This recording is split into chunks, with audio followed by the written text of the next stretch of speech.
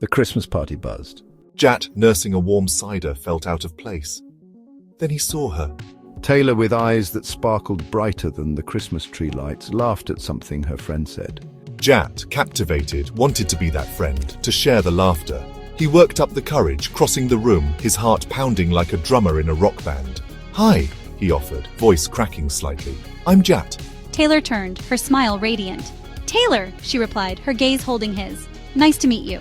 They talked for hours, the party fading around them. Jat forgot his awkwardness. Taylor had a way of making him feel like the only person in the room. As the night ended, he knew this was no ordinary Christmas encounter. This was something special. Days turned into weeks, filled with late-night calls and stolen kisses under the mistletoe. Jat, usually shy, found himself opening up to Taylor more and more. He told her his dreams, his fears, his hopes for the future. Taylor listened, her eyes wide and understanding. She made him feel heard, seen, and truly valued. For the first time in a long time, Jat felt truly happy. He was falling for her, and falling hard. New Year's Eve approached, and Jat's excitement grew. This year it wouldn't be another lonely countdown. He would be with Taylor, his Taylor, under a sky full of exploding stars. He couldn't wait to see the look on her face as the fireworks lit up the night sky. Jat planned the evening meticulously, dinner at her favorite restaurant, a place they had always loved for its cozy ambience and delicious food. After dinner, they would take a leisurely walk along the moonlit beach, the sound of the waves providing a soothing backdrop to their conversation. As the clock struck midnight, they would share a bottle of champagne, toasting to new beginnings and cherished memories. He wanted everything to be perfect, a night Taylor would never forget. He made a list, checking it twice, ensuring every detail was accounted for. He picked out a new shirt, the soft blue matching Taylor's eyes. He hoped she would notice and appreciate the effort. He practiced his lines in the mirror, wanting to express the depth of his feelings. He rehearsed over and over, trying to get the words just right. He pictured her smile, her touch, her lips on his as the new year began. This was it. This was their night. He could almost feel the warmth of her embrace. But as the day wore on, a sense of unease crept in. Doubts began to cloud his mind, and he couldn't shake the feeling that something was off. Taylor seemed distant, her replies short and distracted. She wasn't her usual self, and it worried him. When Jat called to confirm their plans, she picked up on the fifth ring, her voice hesitant. He could sense the hesitation in her tone. "Everything okay?" he asked, his stomach twisting. He couldn't help but feel a pang of anxiety. "Yeah, of course," she replied a little too quickly. Her response was almost too quick, too rehearsed. "Just busy. See you tonight?" she added, trying to sound casual. But Jat could tell something was amiss. The restaurant buzzed with New Year's Eve excitement. Laughter and cheers filled the air, mingling with the clinking of glasses and the hum of conversation. Jat arrived early, nerves making his hands sweat. He had been looking forward to this night for weeks, but now anxiety gnawed at him. He checked his watch every few seconds. Where was Taylor? Each passing minute felt like an eternity, and his mind raced with possibilities. "Come on, pick up, please," he whispered into the phone, his voice barely audible over the din of the restaurant. He tried calling again, but her phone went straight to voicemail. Frustration and worry began to build up inside him. Just as doubt began to cloud his anticipation, he saw her.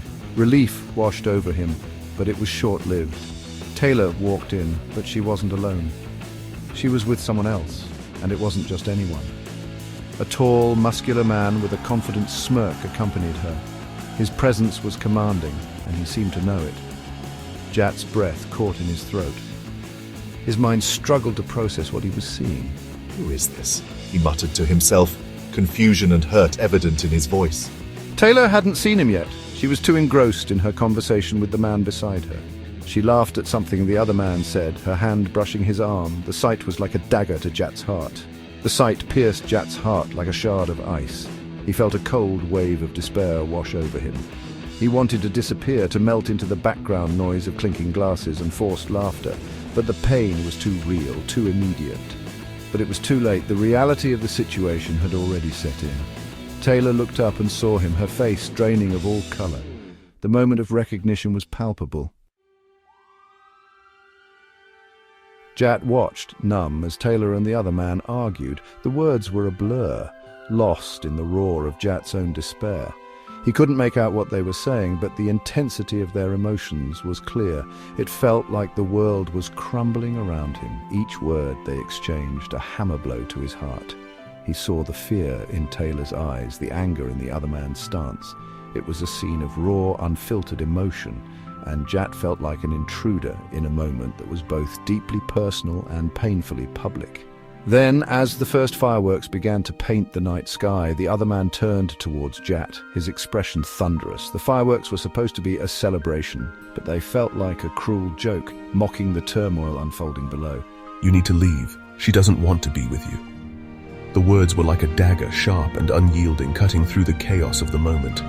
Jat opened his mouth to speak, but no words came out. He wanted to fight for Taylor, to tell her how he felt, but the look on her face stopped him cold. She wouldn't even meet his eyes. It was as if she had already made up her mind, and nothing he could say would change it. You know what? He's right. I don't want to be with either of you. Her voice was steady, but there was a tremor beneath the surface, a hint of the pain she was trying to hide. Tears streamed down her face, reflecting the flashing colors of the fireworks.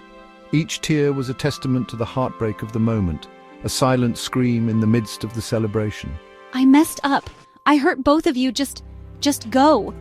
Her voice broke, the weight of her regret hanging heavy in the air. It was a moment of raw honesty, a confession that left everyone standing there feeling more alone than ever.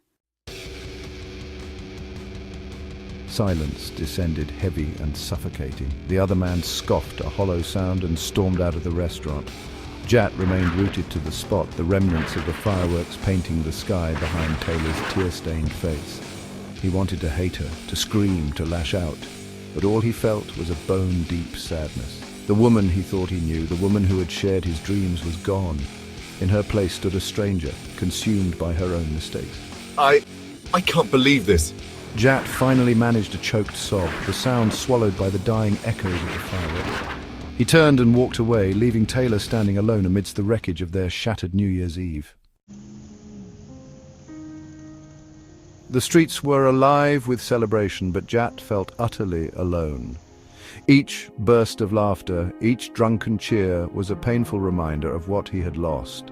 The new year had arrived, but Jat felt stuck in the wreckage of the old, his heart shattered like a dropped champagne flute. He walked until his feet ached, the city lights blurring through his tears. The fireworks had long since faded, leaving behind a sky as empty and dark as he felt.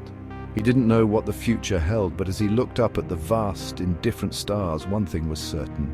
This New Year's Eve, love had lost, and Jat was left picking up the pieces of his broken heart. How did it come to this?